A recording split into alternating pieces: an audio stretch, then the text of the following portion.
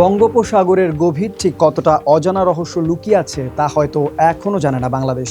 কারণ এতদিন সেই গভীর সমুদ্রে পৌঁছে গবেষণা করার মতো সক্ষমতাই ছিল না।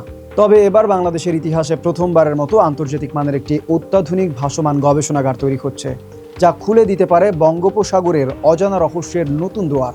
এই গবেষণা জাহাজটি দেওয়া হচ্ছে বাংলাদেশ সমুদ্র গবেষণা ইনস্টিটিউট বরিকে। আর পুরো কার্যক্রম সচল রাখতে কক্সবাজারের খরুশকুলের মহেশখালী চ্যানেল এলাকায় নির্মাণ করা হচ্ছে পন্টুন, জেটি ও গ্যাংওয়ে। এবার আসা যাক জাহাজটির বিশেষত্বে। আন্তর্জাতিক মান বজায় রাখতে এর নকশা তৈরি করেছে যুক্তরাজ্যের খ্যাতনামা প্রতিষ্ঠান কিলমেরিন। কুয়েতের এনভায়রনমেন্টাল এজেন্সির একটি সফল গবেষণায় জাহাজের কাঠামোর ভিত্তিতেই তৈরি করা হয়েছে এই নতুন নকশা। প্রায় 160 কোটি টাকা ব্যয়ে নির্মাণাধীন এই গবেষণা জাহাজে বসানো হচ্ছে বিশ্বের আধুনিক বৈজ্ঞানিক প্রযুক্তি। প্রয়োজনীয় যন্ত্রপাতি আনা হচ্ছে যুক্তরাজ্য, যুক্তরাষ্ট্র, জাপান, দক্ষিণ কোরিয়া, ইউরোপীয় ইউনিয়নভুক্ত দেশ, চীন, তুরস্ক এবং সিঙ্গাপুর থেকে। বরি ও খুলনা শিপইয়ার্ডের চুক্তি অনুযায়ী 2028 সালের জুন মাসের মধ্যেই এই ভাসমান গবেষণাগার বরির বহরে যুক্ত হবে। সমুদ্রের অগভীর এলাকা মোহনায় দ্রুত কাজ করার জন্য তৈরি করা হচ্ছে দুটি 25 ফুট দৈর্ঘ্যের উচ্চ গতির স্পিড বোট। আগামী 1 বছরের মধ্যেই সেগুলো বরির কাছে হস্তান্তর করা হবে। লোডশেডিং কিংবা ঘরের বাইরের তীব্র গরমে ওয়ালটন রিচার্জেবল ফ্যান থাকলে থাকবে শুধু বাতাস আর বাতাস। এদিকে এতদিন গবেষণার বাস্তবতা ছিল একেবারেই ভিন্ন। বাংলাদেশ সমুদ্র গবেষণা ইনস্টিটিউট 2016 সালে যাত্রা শুরু করলেও বিজ্ঞানীদের গবেষণার জন্য নির্ভর করতে হতো সাধারণ মাছ ধরা ট্রলার কিংবা বিদেশি গবেষণা জাহাজের ওপর। ফলে গভীর সমুদ্রে দীর্ঘমেয়াদী গবেষণা কার্যত সম্ভব হতো না। এই জাহাজে থাকবে 3টি বিশেষায়িত ল্যাব, একটি ওয়েট ল্যাব, একটি ড্রাই ল্যাব আর একটি ডেটা বিশ্লেষণ ল্যাব। ফলে সমুদ্র থেকে সংগ্রহ করা নমুনা মাঝ সমুদ্রেই পরীক্ষা করা যাবে। আবার স্যাটেলাইট প্রযুক্তির মাধ্যমে সেই তথ্য সরাসরি পাঠানো যাবে মূল ডেটা সেন্টারে। আরও চমকপ্রদ বিষয় হলো এই জাহাজে একসঙ্গে 23 জন বিজ্ঞানী ও ক্রু সদস্য টানা 8 থেকে 10 দিন দিনে রাতে 24 ঘন্টা গবেষণা চালাতে পারবেন।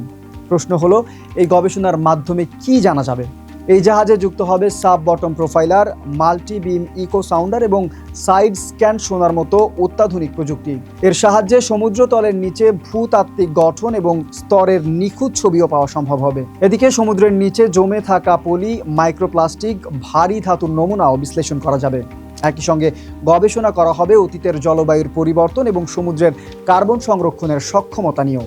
তবে এর গুরুত্ব শুধু পরিবেশ গবেষণার মধ্যেই সীমাবদ্ধ নয়। এই প্রযুক্তির মাধ্যমে দেশে 1,18,000 বর্গ কিলোমিটার অর্থনৈতিক অঞ্চলে গ্যাস, হাইড্রেট ও মূল্যবান খনিজ সম্পদের অবস্থান ও সম্ভাবনা সম্পর্কেও আরও নির্ভুল তথ্য পাওয়া যাবে, যা দেশের জ্বালানি নিরাপত্তার ক্ষেত্রে গুরুত্বপূর্ণ ভূমিকা রাখতে পারে। অন্যদিকে সহযোগী স্পিডবোট দুটি ব্যবহার করা হবে মূল জাহাজের রসদ পৌঁছে দেওয়া, জরুরি উদ্ধার জাহাজ কিংবা সমুদ্র চ্যানেলে দ্রুত নমুনা সংরক্ষণের কাজেও। বরির জ্যেষ্ঠ বৈজ্ঞানিক কর্মকর্তা আবু শরীফ মোহাম্মদ মাহবুব ই কিবরিয়ার মতে, এই গবেষণা জাহাজের মাধ্যমে বাংলাদেশ প্রথমবারের মতো গভীর সমুদ্র, সমুদ্রতল এবং বিভিন্ন গভীরতার পানির স্তরে নিখুঁত গবেষণা করতে পারবে, যা সামুদ্রিক পরিবেশ সংরক্ষণ, সুশীল অর্থনৈতিক উন্নয়নে অত্যন্ত কার্যকর ভূমিকা রাখবে।